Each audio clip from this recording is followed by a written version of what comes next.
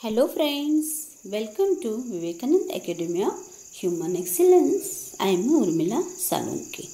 Students, आज हम कविता देखने वाले हैं. कविता का नाम है यह सबसे कठिन समय नहीं. कविता का नाम क्या है? यह सबसे कठिन समय नहीं. और इसकी कवयित्री है. इसकी कवयित्री का नाम है जया जादवानी. कवयित्री का नाम क्या है? जया जादवानी. इस कविता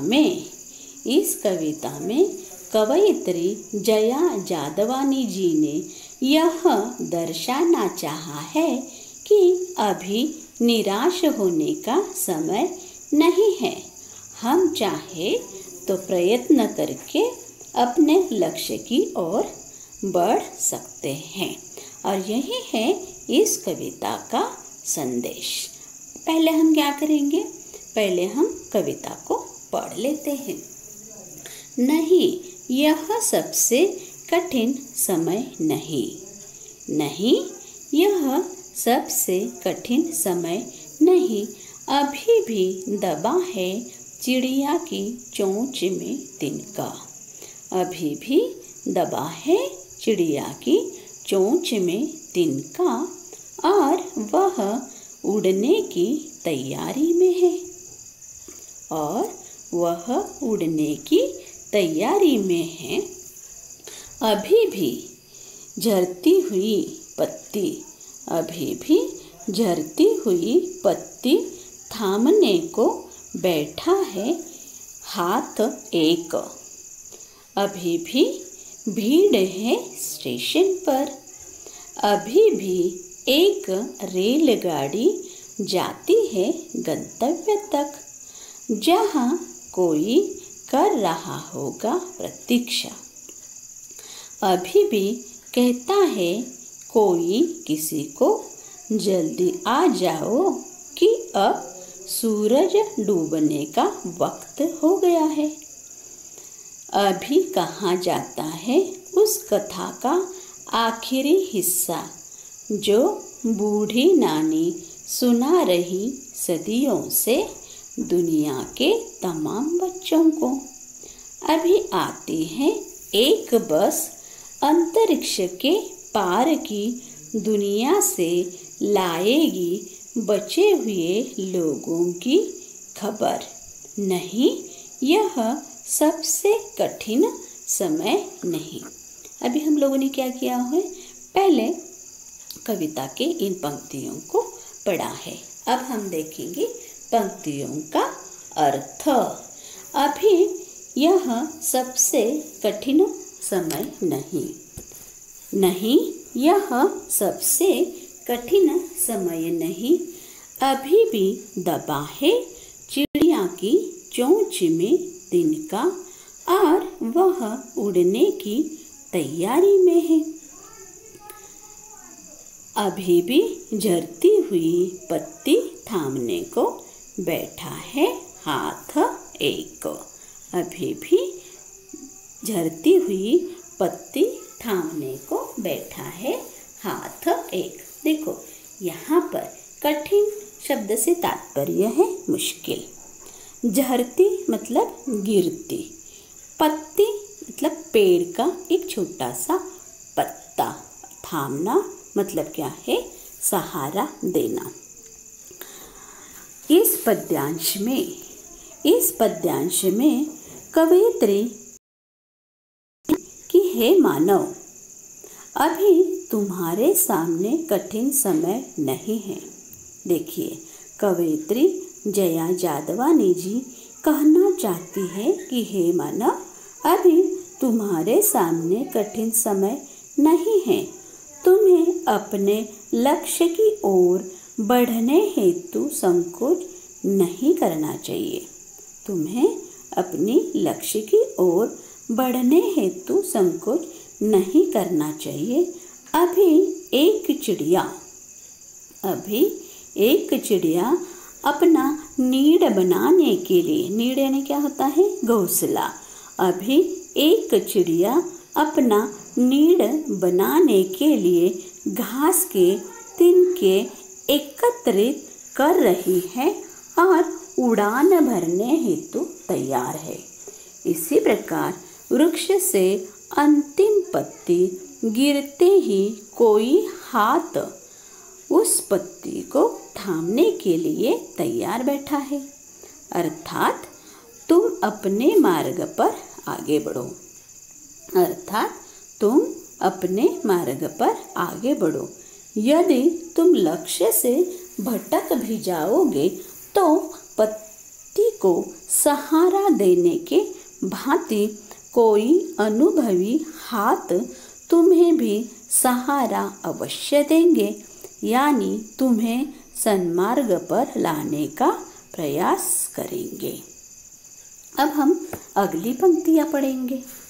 अब क्या करेंगे? हम अगली पंक्तियाँ पढ़ेंगे। अभी भी भीड़ है स्टेशन पर। अभी भी भीड़ है स्टेशन पर। अभी भी एक रेलगाड़ी जाती है गंतव्य तक। अभी भी एक रेलगाड़ी जाती है गंतव्य तक, जहाँ कोई कर रहा होगा प्रतीक्षा। जहाँ कोई कर रहा होगा प्रतीक्षा। अभी भी कहता है कोई किसी को। अभी भी कहता है कोई किसी को, जल्दी आ जाओ कि अब सूरज डूबने का वक्त हो गया है। देखो, गंतव्य मतलब क्या? पहुंचने का स्थान। प्रतीक्षा का अर्थ होता है इंतजार, और वक्त का मतलब क्या है? समय। इन पंक्तियों में कवयित्री का कहना है कि रेलगाड़ियाँ निरंतर अपने मार्ग पर चलकर यात्रियों को उनकी मंजिल तक पहुंचाती है। देखो, रेलगाड़ियाँ निरंतर अपने मार्ग पर चलकर यात्रियों को उनकी मंजिल तक पहुंचाती हैं। वे मनुष्य को प्रेरित करते हुए कहती है कि अभी कठिन समय नहीं है। अभी भी स्टेशन पर एक रेलगाड़ी है जो तुम्हें जहाँ पर जाना है वहाँ तक तुम्हें पहुँचाएगी, जहाँ तुम्हारी कोई प्रतीक्षा करता है। और सूरज डूबने अर्थात शाम होने के समय तुम्हारे आने की इंतज़ार में है। तुम्हें अपने मार्ग की ओर बढ़ जाना चाहिए। अब हम तीसरे पंक्तियों की तरफ जाएंगे। अभी भी कहा जाता है उस कथा का आखिरी हिस्सा। अभी भी कहा जाता है उस कथा का आखिरी हिस्सा, जो बूढ़ी नानी सुना रही सदियों से दुनिया के तमाम बच्चों को। अभी आती है एक बस अंतरिक्ष के पार की दुनिया से, लाएगी बचे हुए लोगों की खबर नहीं। यह सबसे कठिन समय नहीं। कथा यानी कि कहानी। आखिरी मतलब क्या होता है? अंतिम। सदियों से शब्द से तात्पर्य है लंबे समय से। तमाम मतलब बहुत अधिक। खबर मतलब समाचार, और कठिन मतलब मुश्किल।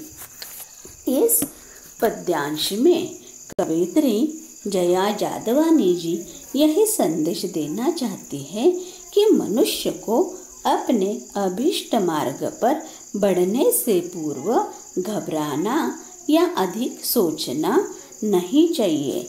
लक्ष्य साधकर उस हेतु कार्य करने का प्रयास करना चाहिए। इसके लिए उन्होंने नानी की कहानी और अंतरिक्ष के पार की बस के उदाहरण देकर कहना चाहा है कि नानी जो सारी दुनिया के बच्चों को युगों से कहानियाँ सुनाती है, उनकी कहानी का महत्वपूर्ण व शिक्षाप्रद हिस्सा अभी रहता है, अर्थात अभी तुम कहानी सुन सकते हो, यानी लक्ष्य की ओर बढ़ सकते हो। साथ ही कवयित्री कहती है कि अंतरिक्ष की जानकारियाँ प्राप्त करके अंतरिक्ष के पार से एक बस उन बचे हुए लोगों का समाचार ला रही है जो मुश्किलों से जूझते हुए भी सफलता प्राप्त कर आ रहे हैं, अर्थात आशावान बनकर मनुष्य को अपने लक्ष्य की ओर बढ़ना चाहिए। अभी हमने क्या किया, इन पंक्तियों का अर्थ पढ़ा। अब हम सुनेंगे कविता का सार। अब हम क्या सुनेंगे, कविता का सार। कवयित्री कहती है कि हे मानव, अभी तुम्हारे सामने कठिन समय नहीं है। इस हेतु उन्होंने कई उदाहरण दिए हैं, जैसे अभी एक चिड़िया अपना नीड़ बनाने के लिए घास के तिनके एकत्रित कर रही है और वह उड़ान भरने के लिए तैयार है। इसी प्रकार वृक्ष से अंतिम पत्ती गिरते ही उसे थामने हेतु एक हाथ तैयार बैठा है, अर्थात यदि तुम अपने लक्ष्य पर भटक भी जाओगे तो तुम्हें सन्मार्ग पर लाने हेतु कोई अवश्य आगे आएगा। फिर उनका कहना है कि रेलगाड़ियाँ मनुष्य को उसकी मंजिल तक पहुँचाती हैं। अभी भी एक रेलगाड़ी गंतव्य तक जाने को तैयार है, अर्थात तुम अपनी मंजिल की ओर बढ़ने में संकोच न करो। अभी भी कोई प्रियजन तुम्हारे आने की प्रतीक्षा में आंखें बिछाए बैठा है, अर्थात तुम्हारे प्रति अपने प्रेम को दर्शाता है। इसमें कवयित्री ने ममता व वात्सल्य की ओर संकेत किया है और सूर्य अस्त होते ही यानी शाम ढलते ही घर में स्वजनों का इंतजार होने लगता है। कवयित्री ने यह भी कहा है कि सदियों से बूढ़ी नानी जो संसार भर के बच्चों को कहानियाँ सुनाती है, उनकी कहानी का अंतिम और महत्वपूर्ण हिस्सा अभी बाकी है, जो हमारे लिए बहुत शिक्षाप्रद और महत्वपूर्ण है। इसे सुनकर तुम भी आगे बढ़ सकते हो। अंत में कवयित्री मार्मिकता से वर्णन करते हुए काल्पनिक रूप में कहती है कि अंतरिक्ष के पार जो बस लोगों को लेकर गई थी, अर्थात जो लोग अंतरिक्ष के पार की नई जानकारियाँ प्राप्त करने गए थे, उनमें से कुछ मुश्किलों से जूझते हुए अपने प्राण गंवा बैठे, लेकिन जो बच गए हैं उनकी खबर बस लाने वाली है। वे अंतरिक्ष के पार की कई नई जानकारियाँ लाएंगे। अतः हे मानव, तुम अपने उत्कर्ष और आशावाद की ओर मुख करके निरंतर लक्ष्य की ओर बढ़ते चलो। तुम्हारे मार्ग में कोई बाधा, कोई निराशा और अवसाद नहीं है। तुम्हें लक्ष्य सिद्धि से पूर्व रुकना नहीं है, क्योंकि तुम्हारे जीवन में कठिन समय या निराशा का क्षण नहीं है। हमें यह कविता पढ़ने के बाद यह मालूम हो गया है कि हमारे सामने अगर कोई कठिन भी समय आता है तो हमें उससे बिल्कुल भी डरना नहीं है। हमें उसको फाइट करना है, हमें उसके लिए प्रयत्न करना है और हमें अपनी गोल यानी लक्ष्य की तरफ आगे बढ़ना है।